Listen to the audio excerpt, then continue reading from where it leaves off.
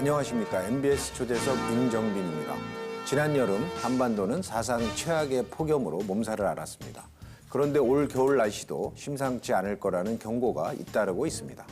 우리나라 겨울 날씨에 큰 영향을 주는 북극의 얼음이 사상 최저치로 급감하고 태평양 동쪽에서는 엘니뇨가 빠르게 발달하면서 강력한 한파와 폭설에 대한 우려가 커지고 있습니다. 이처럼 급변하고 있는 기후변화는 우리의 농업과 농촌에도 큰 위협으로 다가오고 있습니다. 그래서 오늘은 한국농촌경제연구원 김창길 원장님을 모시고 기후변화가 농업에 미칠 영향과 대책에 대해 이야기 나눠보도록 하겠습니다.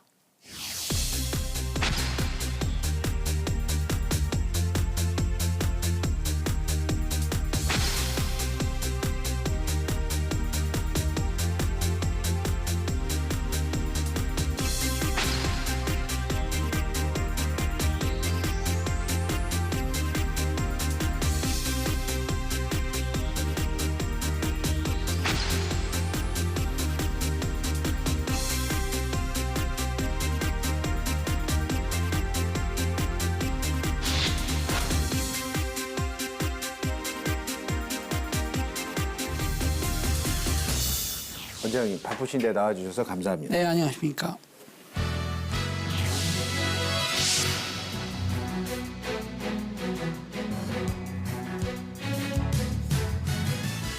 예, 우리 농업과 농촌의 발전, 그다음에 효과적인 농종 수립을 위해서 이 국책연구기관으로 설립된 한국농촌경제연구원의 수장으로서 네. 농업 현안 전반에 대해서 많은 관심이 있으실 텐데 네네. 특히 이 기후변화 문제에 주목하고 연구를 계속해 오신 뭐 특별한 이유가 있으실까요? 네, 제가 1998년에 미국에서 환경경제학으로 박사학위를 마치고 한국에 들어와서 주로 친환경 농업과 유기농업 관련된 연구를 했습니다마는 2005년에 2월이죠. 교토 위정서라고 그러는데요. 1997년에 체결되어서 이제 발효된 시점이 2005년입니다. 그래서 농업 분야의 기후변화가 미치는 영향에 대한 사회적인 관심사가 있어서 그때 본격적으로 기후변화의 연구를 시작을 했습니다. 2006년, 7년 이후에. 그래서 농업 분야도 아마 그 당시에 국가의 기후변화 대응 방안 모색에 농업 분야도 중요한 핵심 어젠다가 됐기 때문에 연구원에서 중요한 과제를 수행하게 되었습니다. 그때부터 기후변화에 본격적으로 관심을 가지고 그러시군요. 연구를 수행했습니다. 제가 알기로도 이런 기후변화나 또 이런 자연환경의 변화에 농업이 가장 민감하고 또 취약한 산업이라고 알 수 있는데요. 네네. 그래서 세계적으로 이렇게 기상이변이 많이 네네. 발생하고 있지 않습니까? 네네. 그래서 이제 우리 농업인뿐만 아니라 세계적으로 농업인들이 고통을 많이 받고 있는데 네네. 그 심각성은 어느 정도나 될까요? 예, 농업은 다른 산업에 비해서 자연 의존적이고 기후에 굉장히 의존적인 산업입니다. 그래서 특히 폭염이라든지 가뭄, 홍수 등 여러 가지 기상 이변이 됐을 때 가장 큰 영향을 많이 받게 되는데 특히 최근 들어서 이런 기상 이변이 과거에는 자주 나타나지 않았습니다만 빈번하게 나타나면서 농업 분야도 큰 영향을 미치게 되는데 작년 기후변화로 어떤 그 세계 지구가 몸살을 앓으면서 세계 곳곳에서 여러 가지 물난리 또 폭염 이런 것들로 문제가 있었습니다. 특히 인도 같은 경우는 지난 4개월간 가뭄으로 농업인들 한 852명 정도가 목숨을 잃는 그런 일이 있었고요. 또 작년 봄 미국의 밀, 재배, 몬타나 이런 곳에서도 가뭄이라든지 이런 것 때문에 생산량이 급감을 했습니다. 또 호주에서도 주요 생산 지역의 가뭄으로써 전년 대비 한 67%로 감소하는 그런 일이 있었습니다. 그래서 저희 연구원에서는 최근에 금년에도 역시 이런 현상이 있었기 때문에 분석을 해봤습니다. 특히 최근에 곡물 주산지라고 볼 수 있는데요. 아르헨티나라든지 또 러시아라든지 이런 쪽에서 여러 가지 곡물이 큰 변동이 있어서 국제 곡물 가격에도 큰 영향을 주고 그래서 이 기후변화가 미치는 심각성은 국제 곡물 가격뿐이 아니라 농가의 수익 또 자산 가치 또 농업 용수 변화 이런 다양한 분야에 큰 영향을 미치는 것으로 그렇게 파악이 되고 있습니다. 아, 그렇군요. 예, 인도, 미국, 호주 예. 또 최근에 그 주요 식량 수출국인 아르헨티나 같은 데서도 하여튼 기후 변화로 인해서 재앙이 네네. 발생하는 것 같습니다. 네. 그래서 이것이 하여튼 더 이상 남의 일이 아닌 것 같은데요. 네네. 올 여름에도 우리가 잘 아는 것처럼 사상 최악의 폭염, 또 네네. 가뭄으로 인해서 네. 농작물 피해뿐만 아니라 농민들이 사망하는 등 우리도 피해가 잇따랐지 않습니까? 네네네. 그래서 다른 어느 연구기관보다도 이 농촌경제연구원의 원장님으로서 하여튼 우리 농촌에도 피해가 많았던 것 같은데 네. 어떻습니까? 우리는 어떤가요? 네, 금년은 특히 그 폭염 피해가 굉장히 심했습니다. 8월 저희가 통계 자료를 보면 8월 1일 기준으로 서울 낮 기온이 39.5도고 111년 만에 최고 기록을 갱신했다고 합니다.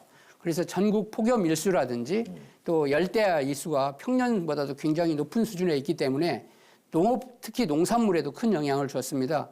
특히 그 당시에 고랭지, 배추, 작황이라든지 여러 가지 농산물, 특히 과수의 경우도 마찬가지고 그래서 수량에도 큰 영향을 주었기 때문에 사실 저도 8월 초에 대관령에 있는 고랭지 채소단지를 장관님과 함께 장관님 모시고 다녀왔던 적이 있습니다. 그래서 앞으로 이 농업 분야의 기상 재해 발생이 빈번해질 것이기 때문에 지금 농촌경제연구원에서는 농업 관측 본부라는 것이 있고 또 현지에서 대응할 수 있도록 산지 기동반을 운영을 하고 있습니다. 그래서 산지 기동반에서 실시간으로 현장에서 일어나지고 있는 여러 가지 가뭄 문제라든지 또 농산물 작황 이런 것들이 농식부 정책 담당자들한테도 보고가 되고 또 정책적으로도 실시간에 대응할 수 있도록 그런 대응 체제를 만들어서 좀 운영을 하고 있습니다. 아, 그렇군요. 그래서 하여튼 기상이변으로 이렇게 자연재해가 극심해지고 이런 것들은 이제 우리가 옆에서도 실감을 하지만 가장 또 우리 국민들이 또 네. 우리 이 일반 시민들이 느끼는 거는 이 농작물의 재배 한계지가 이렇게 네네. 북상을 해가지 않습니까? 네네. 그래서 이거는 사실은 과거에는 이렇게 네. 보지 못했던 현상들인데 이런 현상들은 예를 들면 어떤 것들이 있을까요? 우리나라의 기온이 1도가 올라가면 재배지에서 한 80kg가 북상하는 것으로 그렇게 나타났습니다. 다시 말하면 농산물은 기후변화에 굉장히 민감하고 또 기후 의존적이라고 그랬습니다만은 그러다 보니까 그동안 주산지라고 여겨졌던 이를테면 사과의 경우에는 대구, 영천이 70년대, 80년대까지만 해도 주산지였습니다만 지금은 더 이상 사과 생산이 쉽지 않습니다. 13.5도씨가 사과의 연평균 기온인데 거기에서 0.5도만 올라가더라도 사과의 품질이 떨어지고 수량이 떨어지기 때문에 사과 재배는 쉽지 않습니다. 그래서 현재는 사과의 경우에는 강원도 정선이라든지 영월이라든지 양구까지도 사과가 생산이 되고 있고요. 최근에 우리가 다 아는 제주도가 강귤 주산지라고 알고 있습니다만은 이제 강귤은 전라남도 고흥 또 경남 진주 또 이런 곳에서도 이미 강귤이 생산될 정도로 농산물 재배지가 빠른 속도로 북상을 하고 있어서 경우에 따라서는 앞으로 강원도가 우리나라 뭐 과일이라든지 또 채소 이런 것으로서 상당히 주산지로 각광받을 것으로 그렇게 전망이 되고 있습니다. 기온 상승이 우리에게 이게 체감적으로 느끼는 게 이 농작물 재배지가 위로 이렇게 네. 올라가고 있다는 거는 저희가 느끼고 있는 거고요. 근데 하여튼 농업과 농촌의 피해는 네. 이런 어떤 이 기후 변화에서 굉장히 심각할 것 같은데요. 네, 네. 좀 더 구체적으로 어떠한 피해들이 또 분야별로 있을 수 있는지 좀 말씀해 주시면 좋겠습니다. 이 기후가 변화하면 작물의 경우에는 맛이라든지 품질이 변화되고 또 작물의 경우에는 생산을 할 수 있는 안전 온도가 있는데 그보다 올라가게 되면 작물 수량은 급감을 하게 됩니다. 그래서 수량이라든지 품질에도 영향을 주고요. 또 하나 중요한 것은 기후 변화에 따라서 우리나라 전체적으로 온도가 올라가면 병해충이 증가를 하게 됩니다. 예를 들면 벼의 경우에는 병해충과 관련된 여러 가지 새로운 병해충 나방이라든지 또 이런 것들이 많이 생기게 되고요. 또 중요한 것은 병해충뿐이 아니라 중요한 해충도 생기게 되고 외래에서 들어오는 그와 같은 것들도 빈발을 하게 되기 때문에 작물 생산에 큰 영향을 미치고 축산의 경우에도 마찬가지로 증체량이 감소한다든지 또 젖소 같은 경우에는 산유량이 감소를 하고 또 이런 것들이 있고 그리고 최근에 AI라든지 구제역 이런 것들도 우리가 면밀한 분석은 필요하겠습니다만은 아마 기후 변화의 한 요인으로서 축산 분야의 질병 발생도 증가하고 있는 것으로 그렇게 저희는 파악을 하고 있습니다. 그렇군요.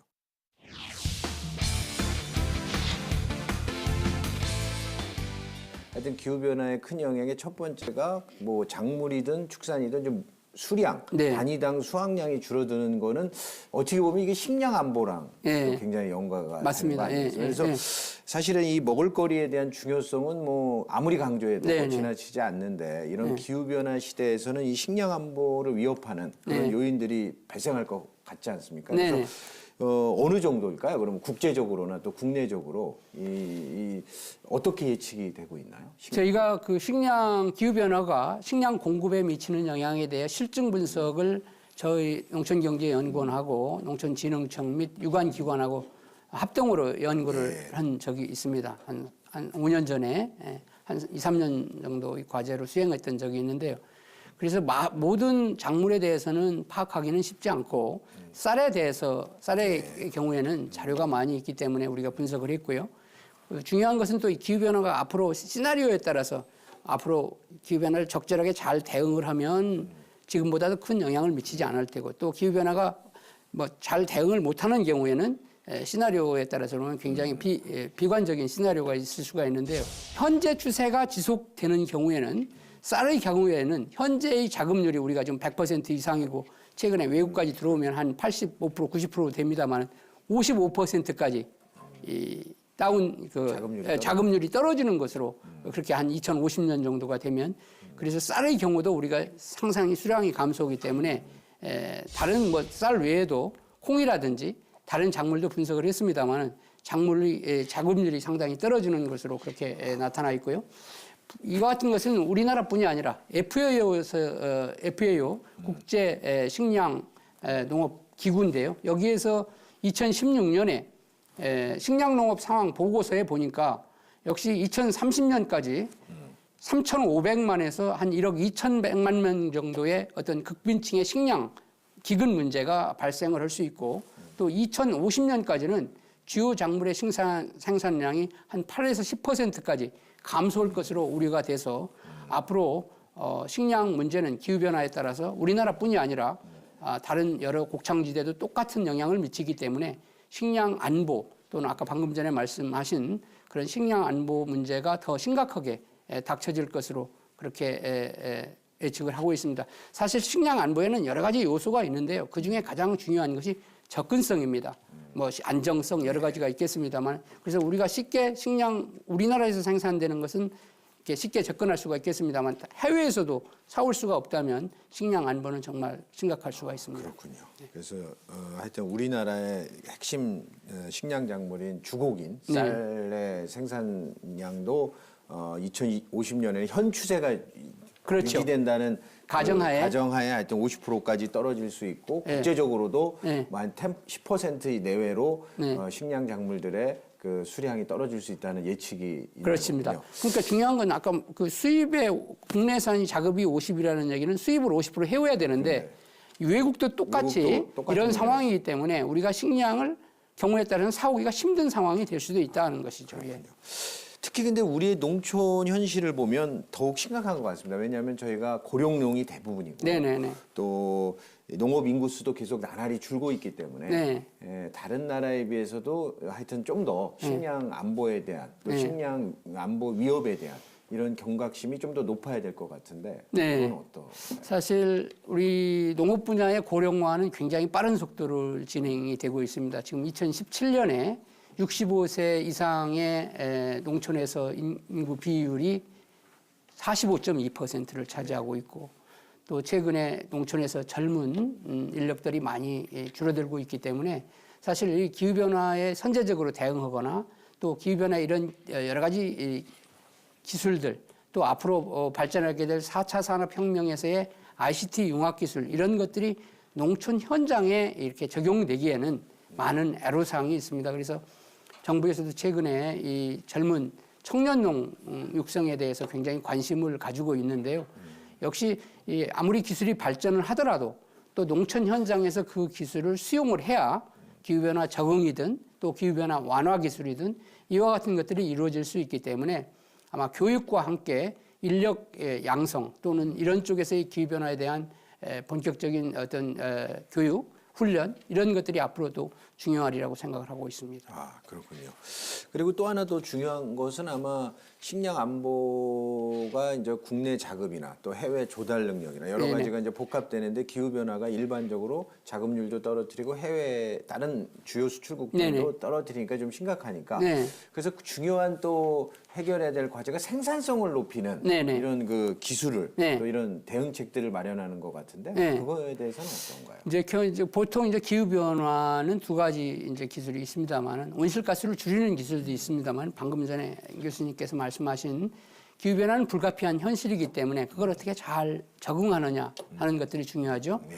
그래서 크게는 두 가지가 나눌 수가 있습니다. 정책적인 대응과 기술적인 대응. 예. 지금 말씀하신 그 생산성 문제는 기술적인 대응인데 예. 가장 바람직한 것은 기후 변화가 왔을 때 그에 대응해서 새로운 신품종, 다시 말하면 병해충에도 잘 견딜 수 있고 온도가 좀 올라가더라도 수량성이 떨어지지 않는 그러한 그 신품종 육성이 굉장히 중요한 것 같고요. 물 문제가 부족해지기 때문에 수리 시설을 적절히 보완한다든지 그런 것들도 중요합니다. 그러나 정책적인 측면에서도 앞으로 이 기후 변화가 되면 폭염이라든지 가뭄 홍수가 빈발해지기 때문에 재보험도 농업인들에게 잘 그 안전 장치가 될 수 있도록 위험 관리가 잘 될 수 있도록 이런 정책적인 어떤 장치들도 중요하고 또 선제적으로 대응할 수 있도록 어떤 기후 변화의 어떤 모니터링 시스템, 조기 경보 시스템 이런 것들도 중요한 정책적인 과제라고 생각을 하고 있습니다. 아, 그렇군요. 그래서 이 식량 안보를 위협하는 기후 변화에 대응해서는 크게 기술적으로 대응할 게 있고 정책적으로 대응할 게 있다고 말씀해 주셨는데요. 네. 굉장히 그 이해가 쉽게 됐습니다. 특히 이거 국제사회에서도 하여튼 이미 수년 전부터 이런 네. 문제, 기후 변화가 식량 안보나 생산성에 농업 생산에 미치는 영향에 대응해서 네. 그런 노력을 해오고 있는 것 같은데 특히 우리 농촌경제연구원에서는 뭐 어떤 예, 기후 변화 이제 제가 기후 변화를 연구했던 뭐 1세대라고 그럴까요? 연구원에서 그렇게 본다면 지금 2015년 이후에는 기후 변화와 관련된 여러 가지 연구들이 이루어지고 있는데 그중에 핵심적인 것은 신기후 변화 체제. 다시 말하면 교토 의정서는 이제 2020년이면 종료가 됩니다. 그리고 예전 것까지만은 교토 의정서에서는 선진국 38개 국가를 대상으로 한 온실가스 감축이라든지 이런 것들이 이루어졌습니다만은 신기후변화 체제라고 그래가지고 2015년에 체결이 된 파리 협정이라고 그러는데 거기는 개도국과 또 선진국 모든 나라가 이 기후변화에 완화 온실가스도 줄이고 기후변화도 적응하는 그런 것들을 대응을 해야 됩니다. 그래서 연구원에서는 신기후변화 체제에 따른 농업 분야 대응 방안에 관한 연구를 하고 있고요. 또 최근에는 지금 기후변화 대응하기 위한 어떤 그 핵심 키워드가 스마트 기후, 그러니까 우리가 말하는 스마트 농업 또는 스마트 기후변화 대응 스마트 농업. 그렇죠. 기후변화 대응 스마트 농업이라는 것들을 많이 이제 쓰고 있는데요. 그건 뭐냐면 온실가스도 줄이고 기후변화도 잘 대응하고 생산성도 높이는 트리플 세 가지를 다 하는 것을 우리가 스마트 농업이라고 합니다만은 이와 같은 것을 하기 위한 어떤 국제적인 어떤 세미나도 개최를 했고 또 기후변화 신기후변화 체제에 대한 스마트 농업 그런 연구도 하고 있습니다. 또 하나는 서울대하고도 같이 지금 수행하는 과제이고 농촌진흥청의 큰 과제를 수행하는 것 중에 물, 에너지, 식량을 함께 연구하는 넥서스 연구라고 그러는데요. 그것들에 대한 그 굉장히 큰 연구가 여러 가지 유관 기관하고 6개 기관이 컨소시엄을 구성을 해서 과제를 추진하고 있습니다.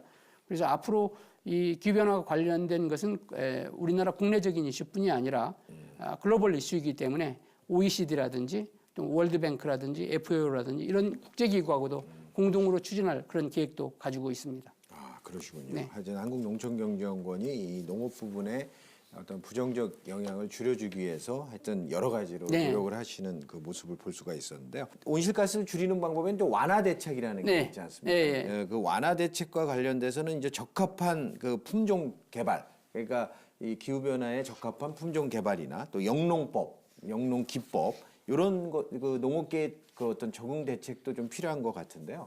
그 어떤가요? 기후변화 대응과 관련돼서는 앞에서도 잠깐 말씀을 드렸습니다마는 역시 농업 분야도 농산물 생산 과정에서 온실가스를 배출하기 때문에 기후변화를 그런 그 온실가스를 줄이는 대책을 기후 변화 이제 완화 대책이라고 그러고요. 예. 또 이 기후 변화는 불가피한 현실이다. 거기서 따르는 위험을 최소화하는 것을 기후 변화 이제 적응 대책이라고 그렇게 말씀을 합니다.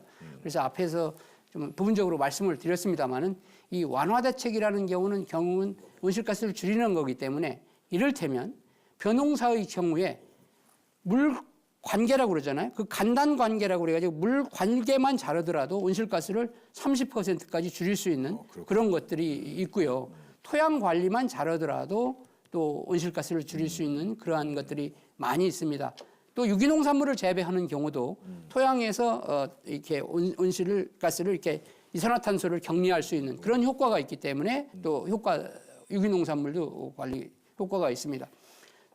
줄여서 이제 지금 말씀하신 이 기후변화 온실가스 완화 관련돼서는 그런 것들이 있고 또 적응과 관련돼서는 앞에서 말씀드린 바와 같이 품종이라든지 품종이 중요하겠죠. 결국 어떻게 품종을 잘 하느냐 또 기후변화에 불가피한 이 물 문제라든지 이런 걸 해결해 수리시설을 현대화하는 측면 또 앞으로 이제 아열대화가 됐기 때문에 이 품종과 특히 제주도라든지 이런 쪽은 뭐 강원도도 마찬가지겠습니다만 이 아열대 품종에 대한 새로운 적응성 연구라든지 그런 품종에 대한 그런 연구가 중요할 것 같습니다. 그래서 뭐니 해도 뭐 적응이든 또 완화든 이제 4차 산업혁명의 여러 가지 ICT 융합 기술이 많이 개발이 되고 있습니다. 결국은 그것이 이제 요즘에 스마트 농업이라는 그런 용어로 쓰이고 있습니다만 그런 것들이 농촌 현장에 적용이 돼서 기후변화에 전방위 대응할 수 있는 이런 새로운 신기술이 적용이 중요한 핵심 과제가 아닌가 그렇게 생각을 하고 있습니다. 그렇군요. 그럼 지금까지는 이제 전반적으로 기후변화가 농업에 주는 부정적 영향이나 위기 요인을 주로 살펴봤는데요. 근데 제가 생각할 때 지금 원장님 말씀하시는 걸 듣고 기회 요인도 있을 것 같아요. 그러면요. 저는 아열대 작물, 새로운 작물들이 우리가 재배할 수도 있을 것 같고 또 우리가 기본적으로 이제 기술이나 이런 게 높은 나라이기 때문에 강한 또 기후변화에 강한 품종 개발을 통해서 종자를 수출할 수도 있고 또 아까 여러 번 말씀하신 스마트팜과 관련된 기후변화 대응형 스마트팜 기술들을 수출할 수도 있고 이런 기회들이 있을 것 같은데요. 이거에 대해서는 어떻게 생각하시나요? 그래서 중요한 것은 이 기후변화 관련돼서 여러 가지가 있겠습니다만은 새로운 품종들 다시 말하면 지금 제주도에서 저도 농가를 방문을 했습니다만 망고가 재배가 되고 있습니다. 그 같은 것들은 오히려 해외에서 수입해 오는 것보다도 가격도 높고 맛도 좋아서 시장에서 높이 잘 평가를 받고 있는데요. 결국은 우리가 전혀 생각지 못했던 기후변화로 새로운 기회라고 볼 수가 있겠죠. 그 밖에도 다른 작물들도 육지에서도 많이 재배가 되고 있습니다만은 그래서 기후변화가 되면 오히려 위기가 되는 측면도 있습니다만은 새로운 신품종 개발 또는 작물 재배 기간이 늘어나서 앞으로 경우에 따라서는 2모작이 아니라 3모작까지도 가능한 그런 기회도 있을 수 있으리라고 생각을 합니다. 그래서 방금 전에 또 중요하게 말씀하신 것이 종자에 대해서 말씀을 했습니다만은 사실 종자는 농업 분야의 반도체라고 그렇게 얘기를 하고 있고 국제적인 다국적 기업인 몬산토사나 바시프 이런 쪽에서도 새로운 병해충, 다시 말하면 내재해성, 기후변화에 적절하게 적응할 수 있는 이런 품종을 개발을 해서 수출도 하고 또 전략적으로 대응을 하고 있고 그런 기술도 얼마든지 많이 있을 수 있으리라고 생각을 합니다. 그래서 저희 나라 역시도 이런 새로운 종자 개발이라든지 또 이런 농기계 개발 또 이런 기술 수출할 수 있는 여력이 앞으로 굉장히 많이 있다고 생각을 하고 있습니다. 그럼 우선 원장님께서 아까 또 말씀하신 것 중에 이 친환경적인 특히 유기농 이런 쪽으로 좀 전환을 할 필요가 있다 이런 걸 좀 강조하신 것 같은데 특히 이렇게 주장을 펼치신 이유는 무엇인지 좀 저희 주장을 펼친 이유는 제가 한 4, 5년 전에 유기농업의 가치 평가에 대한 연구를 했었습니다. 그래서 물론 유기농의 가치에 여러 가지가 있겠습니다만은 그 중에 기후변화를 완화시키는 요인에 대한 그런 것들도 과학적인 문헌을 찾아보게 되는데요. 이건 미국 노스이스턴 대학의 연구진이 유기농 토양의 경우에는 일반적인 농경지의 토양보다 토양에서 탄소를 격리시키는 다시 말하면 이산화탄소를 이렇게 탄소에 저장하는 그 효과가 그것이 보통 토양의 어떤 휴믹산이라고 하는 것인데 유기농을 재배 토양이 일반 토양보다도 한 40% 이상, 여기 정확히는 한 44% 정도 높다는 그런 연구 결과를 발표를 했습니다.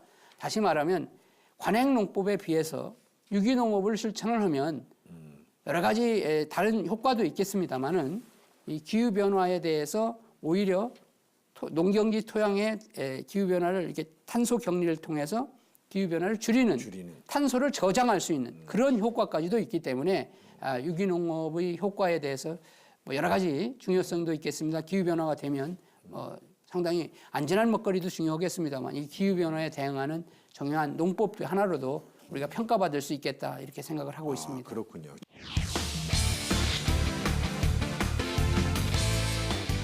그리고 제가 알기로 원장님께서는 우리 농업 분야는 네. 이 기후변화 시대에서 피해자이면서 네. 또 일종의 좀 가해자이면서 네네. 또 이거를 해결할 수 있다는 네. 그런 의미심장한 얘기를 한 거로 알고 네. 있는데요.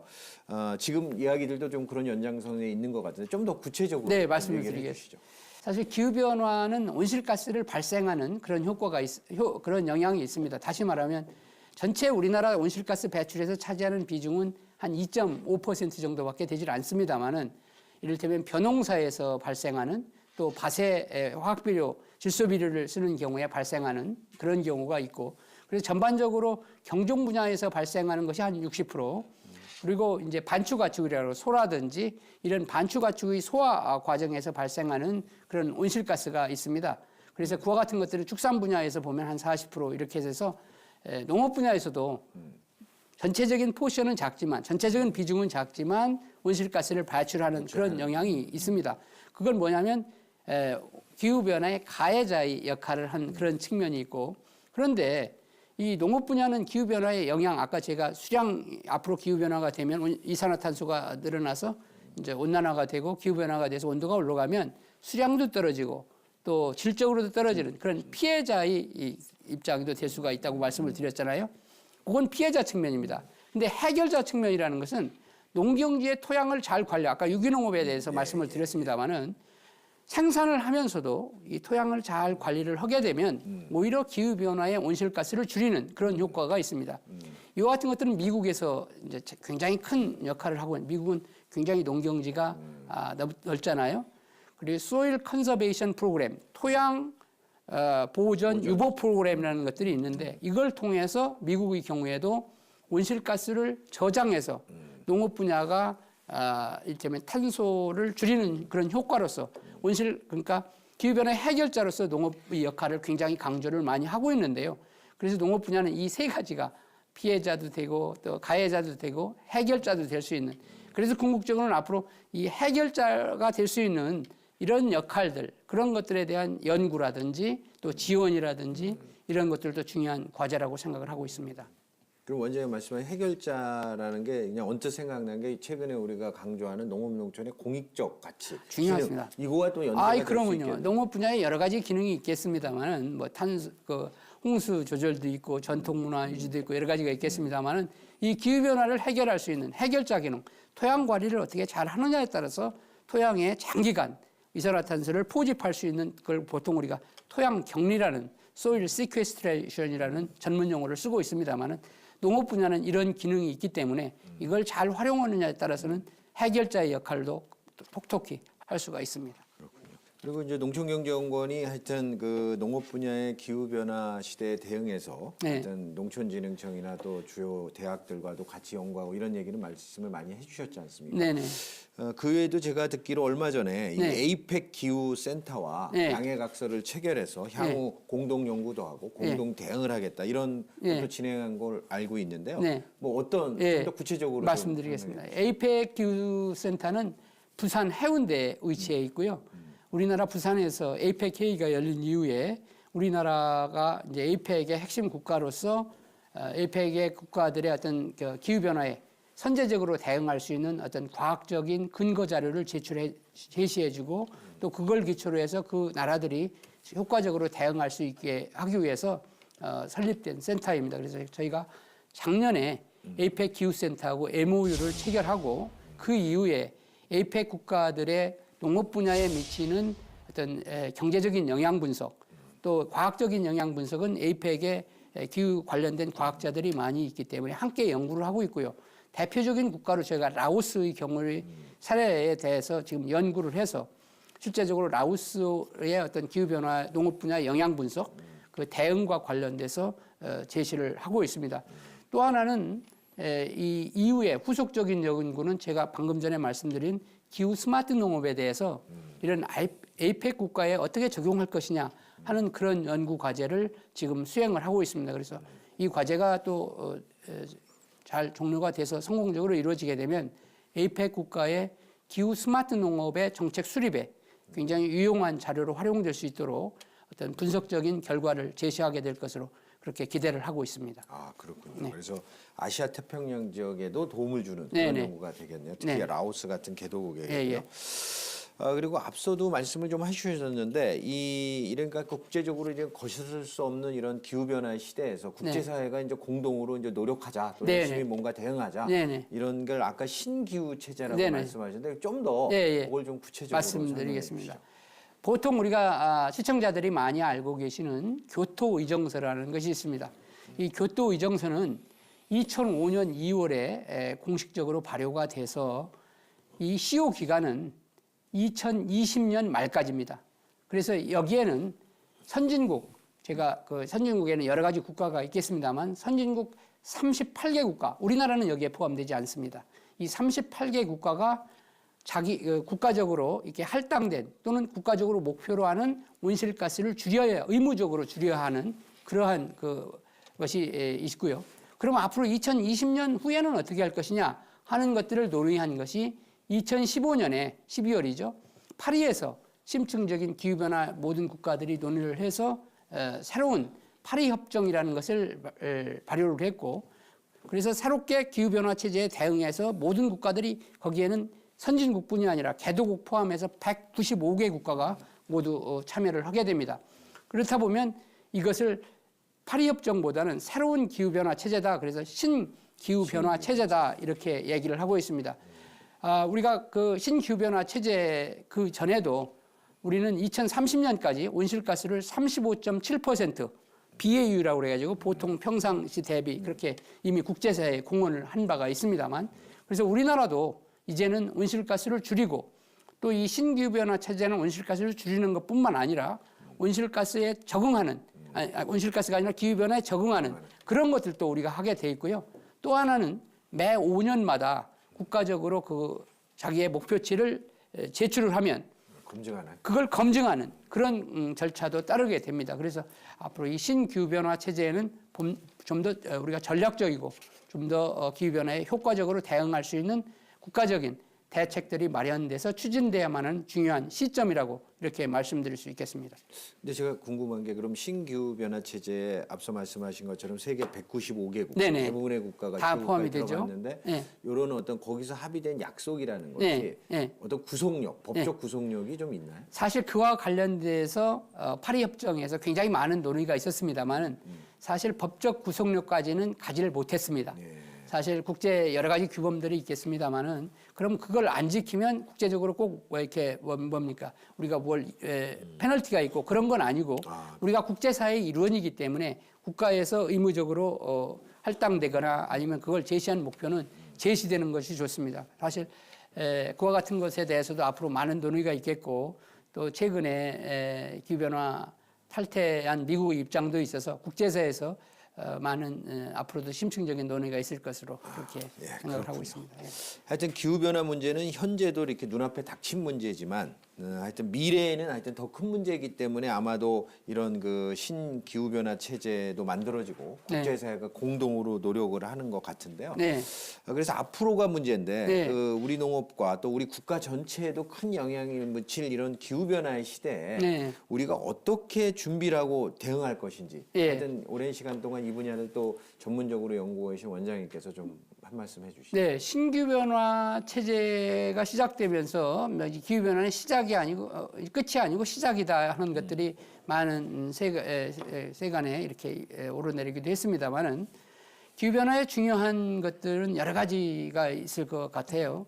그래서 정책적으로 대응해야 될 것들, 또 이제 현장에서 농업인들이 대응해야 될 것들, 또 기술적인 측면에서 대응해야 될 것들, 뭐 여러 가지가 있겠습니다만은 그래서 기후변화의 어떤 위기 측면도 있겠고 또 기회 측면도 있겠습니다만 위기를 어떻게 효과적으로 대응하고 또 기회를 효과적으로 활용하느냐 하는 것들이 좀 중요하리라고 생각을 합니다. 그래서 국가적으로 보면은 기후변화라는 것이 대응한다는 것은 하루아침에 될 수 있는 것이 아니기 때문에 단계적인 대응책 마련이 필요합니다. 다시 말하면 단계적인 로드맵이라고 그러죠. 앞으로 2030년이 한 11, 12년밖에 남지 않았기 때문에 2030년에 대응해서 만일에 국가적으로 온실가스를 37% 감축 목표가 있으면 농업 분야는 어떻게 할 것이고 각 부문별로 이 로드맵을 만들어서 추진해야 될 것들이 있습니다. 그래서 그중에 현장에 직접적으로 적용할 수 있는 돈 많이 안 들이고 할 수 있는 이를테면 제가 방금 전에 또 말씀을 드렸습니다만 논농사에서 관계만 잘 하더라도 온실가스를 줄일 수 있는 그런 현장에 적용할 수 있는 기술들을 매뉴얼을 만들어서 또 그걸 반드시 모니터링이 가능해서 국제사회에서 인정을 받아야 되거든요. 그래서 그런 시스템 개발이 좀 필요하고 또 그걸 현장에서 농업인들이 적용할 수 있도록 그런 교육도 그걸 따라야 된다고 생각을 합니다. 그와 같은 것들은 이제 이를테면 온실가스를 줄이는 쪽이고 또 중요한 것은 기후변화가 불가피한 현실이고 앞으로 나타날 것 같다면 선제적으로 대응할 수 있도록 어떤 기후변화 전반적인 것에 대한 조기경보 시스템이라고 그럴까요? 또 기후변화에 대한 어떤 새로운 아까 제가 주산지 변화라고 그랬죠. 5년, 10년 변화에 따른 작황의 재편에 대한 그런 어떤 지도 같은 거죠. 뭐 그런 것들도 만들어서 대응할 수 있게 해주고 또 하나 중요한 것은 이제 빈번해지기 때문에 재보험이라든지 농가단위에서 안정적으로 위험 관리가 할 수 있는 이런 정책적인 대응도 함께 따라야 될 것이고요. 그래서 이런 것들이 종합적으로 이루어지려면 좀 연구 개발에 대한 정부에서 보다 집중적인 관심, 투자가 필요합니다. 좀 이루어졌으면 하는 것들이 중요한 핵심 과제가 아닌가 생각을 하고 있습니다. 예, 그래서 원장님 말씀을 들어보니까 하여튼 기후변화 문제는 우리 모두의 문제인 것 같습니다. 네. 우리나라뿐만 아니라 국제사회도 네네. 같이 공동으로 대응할 문제인 것 같은데요. 네. 그렇다면 우리 국민들이 함께 할 수 있는 네. 어떤 생활 공감형 기후변화 대응책이랄까요? 예, 예. 그거가 있으면 좀 어떻게 좀 설명해 주시면 좋겠습니다. 그래서 이제 여러 가지 생활 공감형이라는 건 결국 국민들이 피부에 와닿는 그런 것들을 용어를 우리가 보통 이제 생활 공감형이라고 그럽니다만 사실 농업 분야에서는 이제 온실가스를 줄이는 것과 관련된다면 주로 이제 이를테면 로컬 푸드. 다시 말하면 로컬 푸드라는 것은 여러 가지 효과가 있습니다. 사방 40km 자기가 사는 지역에 40km에서 생산되는 것을 보통 우리가 로컬 푸드라는 그런 용어를 쓰고 있는데요. 그러면은 그 지역에서 생산 농산물을 먹으면 인체 건강에도 가장 좋고 그 지역에서 생산된 농산물이 서울까지 이동하거나 먼 거리까지 가지 않으니까 거기에 소요되는 여러 가지 화석 연료, 가장 중요한 것이 석유라든지 디젤 그런 거겠죠. 그것이 또 최소화될 수 있으니까 좋고요. 또 하나 중요한 것은 로컬 푸드를 하면 그 지역의 어떤 공동체 그런 분들에 대한 그 지역 주민들이 지역에 있는 농업인들이 생산된 농산물에 대해서 적절하게 인정을 해주고 공동체가 화합하고 융합하는 그런 효과도 또 있고요. 그래서 생산, 유통, 소비 전 과정에서의 온실가스를 줄일 수 있는 피부에 와닿는 그런 효과가 있습니다. 또 그래서 이건 이제 그 지역의 어떤 로컬 푸드는 아니지만 농산물을 생산하는 그런 전 과정에서의 온실가스를 줄이는 그것을 저탄소 농산물 인증제라는 것을 정부에서 2012년부터 해서 이렇게 추진을 해오고 있습니다. 그래서 그건 뭐냐면 농산물을 생산하는 전 과정에서 화학비료나 여러 가지 농자재에 들어가는 온실가스를 적정수보다 줄이게 되면 정부에서 인증 마크를 주는 것입니다. 친환경 농산물, 유기농산물과 같이.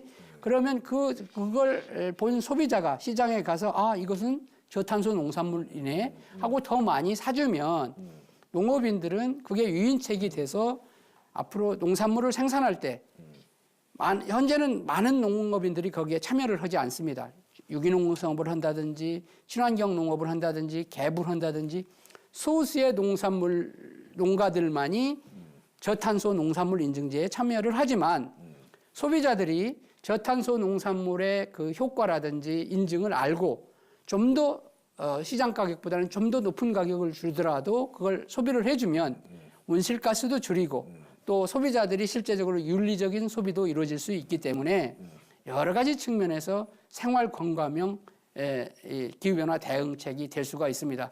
또 하나 중요한 것은 음식물 쓰레기 줄이는 것도 실은 궁극적으로는 농산물 전반적으로 생산 모든 과정이 아니라 그 과정에서 줄일 수 있는 거기 때문에 최근에 음식물 쓰레기 줄이는 것도 지속 가능한 발전 유엔에서 SDG의 중요한 그 정책으로 인정을 받고 있습니다. 그래서 이런 것들이 생활 공감형의 중요한 수단들이 아니겠나 그렇게 생각을 하고 있습니다. 예, 그렇군요. 우선 하여튼 제가 로컬 푸드와 관련된 말씀을 듣고 공감하는 바가 큰데요. 미국의 경우에도 이제 100마일 다이어트 운동인가 그게 일종의 로컬 푸드 운동이거든요. 뭐 미국은 땅이 넓으니까 40km는 아니고 100마일은 좀 더 긴데 하여튼 그런 것 같고요. 그것이 앞서 말씀하신 것처럼 이 지역 공동체, 농촌 경제 유지 이런 거에 도움도 주고 또 그것이 아까 우리가 좀 전에 얘기했던 식량 안보 위협에도 오히려 그런 행동을 우리 국민들이 해줌으로써 굉장히 좋은 긍정적인 효과가 있을 것 같고요. 또 하나는 이게 기후변화 대응 어떤 윤리적 소비와도 굉장히 그 밀접한 관계를 갖는 거네요. 그래서 사실 최근에 새 정부가 들어가지고 푸드 플랜, 먹거리 종합 계획이라는 것이 있잖아요. 그 중에 이제 지역 단위 푸드 플랜이라는 것이 있습니다. 그래서 지역 단위 푸드 플랜의 중요한 것들은 그 지역에서 생산된 것들이 순환돼서 그 지역에서 소비되고 생산이 유기적으로 결합이 돼서 이런 온실가스 문제, 기후변화도 대응하고 지역사회도 발전하고 이런 종합적인 것을 다 담고가 있습니다. 그래서 앞으로 이제 지금 지역 단위의 먹거리 종합계획이 활발하게 지금 지자체마다 이루어지고 있거든요. 이런 것들이 된다면 좀 더 현장에서 이렇게 이루어질 수 있는 기후변화 대응책들이 실천되는 것이 아니겠나 그렇게 싶습니다. 예. 근데 그런 게 실천될 때 중요한 게 교육일 것 같네요. 그래서 국민들이 실제 본인들이 하는 이런 로컬 푸드든 푸드 플랜과 관련된 정책의 참여든 이런 것들이 이렇게 기후 변화에도 굉장히 도움이 되고 기여하는 이런 거를 잘 모를 수도 있기 때문에 그런 게 중요할 것 같아요. 그래서 이제 보통 우리가 스마트 생산도 중요하지만 스마트 소비라는 용어를 써서 기후 쪽에서는 많이 이렇게 쓰고 있습니다. 또 하나 중요한 것은 이 기후변화에 대한 것은 국가적으로나 세계적으로는 인식이 되지만 그걸 실제적으로는 소비자나 자기가 개인에 와서는 별로 그게 와닿지가 않아요. 그렇기 때문에 교육, 그런 캠페인 그런 것들은 다른 어떤 정책 수단 못지않게 중요하게 평가되고 있고 또 그런 것들을 위해서 많은 노력 또 정책적으로도 관심 이런 것들이 필요하다고 생각을 하고 있습니다. 그렇군요. 사실 현재 우리 농업 농촌에는 풀어야 될 문제가 사실 다양하게 많은데 특히 여기에 또 기후 변화까지 있으니 우리 농업 농촌이 굉장히 어려운 상황에 처한 것 같습니다. 그리고 특히 이런 기상 이변이 생길 때마다 하여튼 뭐 하늘만 쳐다보고 한숨만 쉴 수는 없을 텐데요. 하여튼 우리 농민들에게 이런 기후 변화 시대에 힘이 될 수 있는 뭐 말이 있다면 한번 한 말씀 해주시죠. 사실 기후변화라는 것이 이제 과거에도 있었고 또 현재에도 있었고 미래에도 있었습니다. 우리 조상님들은 이 기후변화에 대해서 어떤 지혜도 많이 있었고 또 경우에 따라서는 여러 가지 과거부터의 풍속이라든지 이런 것들도 많이 있었습니다만은 최근에 와서는 이 기후변화가 농업인들이 대응하기에는 좀 더 벅찬 이를테면 이상, 기상 이변 이런 것들이 닥치게 되면 최근에 시설 농업을 많이 하고 있잖아요. 이런 것들에 대해서는 좀 대응하기가 쉽지 않은 하루아침에 어떤 뭐 폭풍이 온다든지 태풍이 온다든지 이런 것들이 오면 피해가 커지기 때문에 그래서 이 국가적으로도 이 기후변화에 농업인들이 이렇게 선제적으로 대응할 수 있는 이런 지원이라든지 또 체계적인 교육 또 제가 앞에서도 말씀드린 바와 같이 ICT 새로운 융합 기술을 활용해서 농촌 현장에 적용할 수 있는 이런 것들이 이루어지고 또 하나는 농업인들이 효과적으로 대응할 수 있는 새로운 품종 이런 것들도 중요하리라고 생각을 합니다. 그래서 많은 정보, 많은 지식들이 생산은 되고 있습니다만은 농촌 현장에서 농업인들이 피부에 와닿기에는 저희가 예전에도 조사를 한 바가 있습니다만은 기후변화를 인식하는 농가들은 굉장히 많습니다만은 그걸 현장에 적용할 수 있는 기술을 아는 농가들은 또 그렇게 많지가 않습니다.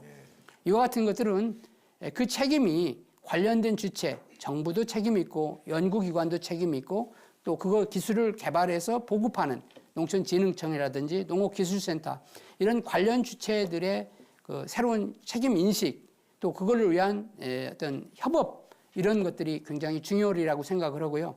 그리고 이 기후변화가 어차피 국가적인 어젠다라면 많은 농정 속에 기후변화를 밑바닥에 깔고 갈 수 있는 그런 것들이 앞으로 중요하지 않겠느냐. 현재는 기후변화 그러면 농업 분야의 어떤 특정한 어떤 과제나 아니면 특정한 과에서만 관리를 하지만 이제는 앞으로는 농업정책 전반적으로 생산, 유통, 소비 모든 전 과정에서 기후변화를 관심을 가지고 또 그와 같은 것들을 다루는 아까 제가 스마트 생산, 스마트 소비를 말씀하셨습니다마는 그와 같은 것들이 이루어질 수 있는 정책 담당자들의 인식 제고도 그 못지않게 중요하고 뭐 이런 것들이 잘 된다면 농업인들이 현장에서 기후변화를 느끼고 또 그걸 대응할 수 있는 그런 것들이 될 수 있는 어떤 매뉴얼 이런 것들이 좀 될 수 있도록 하는 것들이 중요하지 않겠나 그렇게 생각을 하고 있습니다. 매우 중요한 얘기를 하신 것 같습니다. 그러니까 농업 정책 전반적으로 네. 하여튼 생산부터 소비까지의 전 과정에 있어서 이 기후 변화를 염두에 두고 네네. 뭐 추진도 하고 네. 또 그것을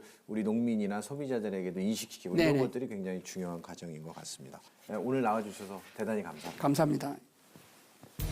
지구상의 동식물 탄생과 멸종 뒤에는 언제나 극심한 기후변화라는 자연현상이 존재해 왔습니다. 또한 우리 인류 역사를 살펴보더라도 기후변화는 항상 있어 왔고 앞으로도 계속 일어날 것입니다. 그런데 문제는 그런 기후변화와 기상이변의 재앙이 최근 들어 전 세계적으로 속출하고 있다는 것입니다. 거대한 자연 앞에 겸허한 마음을 갖는 동시에 정부와 전문가들은 적극적인 대응책을 마련하고 농업인들과 국민들을 한마음으로 적응하고자 노력할 때 기후변화라는 큰 위기를 넘을 수 있지 않을까 생각합니다. 함께해 주신 여러분 감사합니다.